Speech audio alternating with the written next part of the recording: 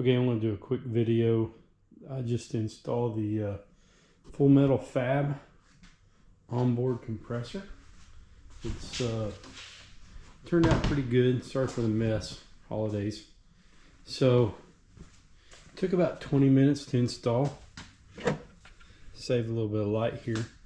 So you can run it directly to your battery, or you could run it to a switch on your dash and bus bar. The does have a switch on the compressor itself.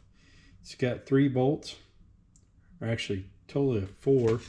You either drill in the back firewall, and then there's one right here on the side. It does come with its own little mounting frame, and to really secure it down, there is a mounting point right down there where you take the seatbelt bolt off, out, swap it around, and it works out pretty good. It is a high volume, goes up to 150 psi. So another thing I did on the holidays was change out to my ball joints.